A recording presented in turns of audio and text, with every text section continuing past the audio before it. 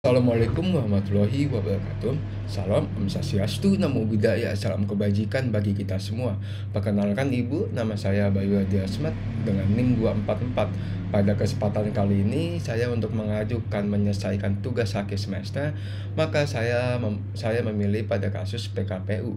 Sebelum saya menceritakan kronologi kasus, maka saya akan memberikan informasi tentang PKPU, bahwa PKPU memiliki dasar hukum yang dimana sudah diatur dalam Undang-Undang Republik Indonesia Nomor 37 Tahun 2004 tentang kepailitan dan penundaan kewajiban pembayaran utang, yang dimana apabila kita mengacu pada pasal 222 ayat 2 disebutkan bahwa debitur yang tidak dapat atau memperkirakan dapat melanjutkan membayar utang-utangnya yang sudah jatuh waktu dan dapat ditagih, dapat memohon penundaan kewajiban pembayaran utang dengan maksud untuk mengajukan rencana perdamaian yang meliputi tawaran pembayaran sebagian atau seluruh utang kepada kreditor. Menurut Bapak Dr. Richard Adam, sarjana hukum LLM, yang menyatakan bahwa PKPU merupakan suatu kondisi atau situasi di mana debitor tidak membayar hutangnya kepada kreditor, sehingga debitor bisa memohonkan PKPU terhadap dirinya sendiri ataupun kreditor yang memohon PKPU terhadap debitor dengan tujuan untuk mencapai suatu perdamaian dengan mengumpulkan semua kreditor dan membicarakan mengenai tata cara pembayaran hutang serta merumuskan rencana perdamaian. Sehingga berdasarkan dasar hukum dan pengertian ahli hukum, maka saya beranggapan bahwa PKPU dapat diartikan sebagai suatu upaya yang untuk mencapai mufakat antara debitor dan kreditor yang dilakukan dengan maksud untuk mengajukan rencana perdamaian. Dalam hal ini berupa penawaran pembayaran baik sebagian maupun seluruh hutangnya yang sudah jatuh tempo kepada kreditor untuk berkenan dengan penyelesaian hutang piutang. Jika kita mengetahuinya bahwa Undang-Undang Kepailitan dan PKPU juga telah mengatur secara konkret pihak yang berwenang untuk mengajukan suatu permohonan PKPU, yang dimana bisa debitor dan bisa kreditor, sesuai dengan yang termuat berdasarkan pasal 222 ayat 1 Undang-Undang Kepailitan dan PKPU. Kemudian Pasal 223 Undang-Undang Kepailitan dan PKPU menerangkan bahwa dalam hal debitur adalah bank, perusahaan efek, bursa efek, lembaga kirim dan penjaminan, lembaga penyimpanan dan penyelesaian, perusahaan asuransi, perusahaan asuransi, dana pensiun, dan badan usaha milik negara. Dan jika debitur merupakan sebuah bank, permohonan pailit hanya dapat diajukan oleh Bank Indonesia. Jika debitur merupakan perusahaan efek, bursa efek, lembaga kirim dan penjaminan, lembaga penyimpanan dan penyelesaian permohonan pernyataan pailit hanya dapat diajukan oleh Badan Pengawas Pasar Modal, yang saat ini fungsi dan kewenangannya dialihkan kepada OJK yang sudah diatur dalam pasal 55 ayat 1 Undang-Undang Nomor 21 Tahun 2011 tentang OJK. Dan yang terakhir, jika debitur adalah perusahaan asuransi, perusahaan asuransi, dana pensiun atau badan usaha milik negara yang bergerak di bidang kepentingan publik, permohonan pernyataan pailit hanya dapat diajukan oleh Menteri Keuangan. Tentu saja dari penjelasan yang sudah saya jelaskan, ada perbedaan signifikan terhadap kepailitan dan PKPU, yang dimana ada 4 poin penting. Yang pertama adalah upaya hukum, bahwa kepailitan terhadap putusan atas permohonan pernyataan pailit dapat diajukan kasasi ke Mahkamah Agung, dan ini sangat berbeda dengan PKPU, yang dimana PKPU terhadap putusan PKPU tidak dapat diajukan upaya hukum apapun. Ini berdasarkan pasal 235 ayat 1 Undang-Undang Kepailitan.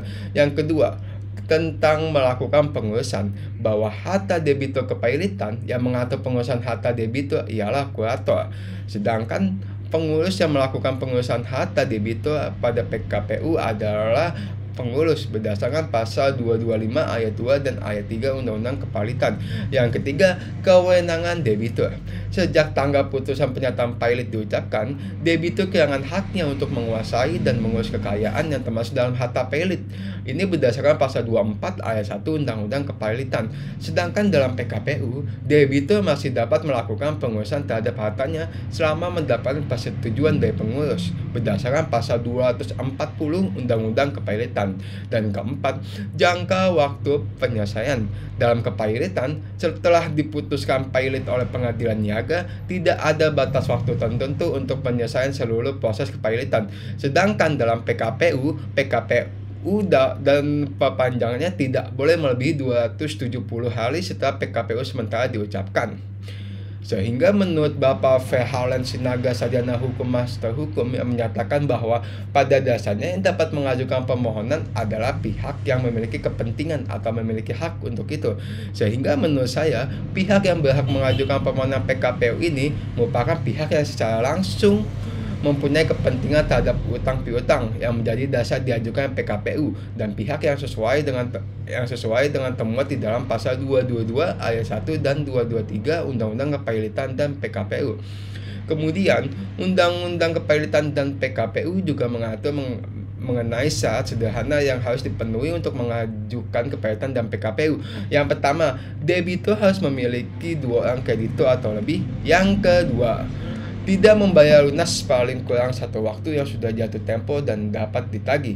Hal ini demikian temuan dalam pasal 222 ayat 1 Undang-Undang Kepilitan dan PKPU yang menerangkan bahwa PKPU diajukan oleh debitor yang memiliki lebih dari 1 kreditor, dan pasal 2 ayat 1 Undang-Undang Kepilitan dan PKPU.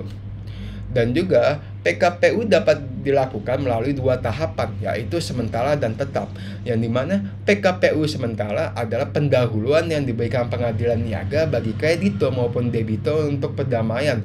Pengajuan harus disertai dengan alasan yang jelas dan dibuktikan dengan dokumen-dokumen yang menunjukkan adanya utang piutang.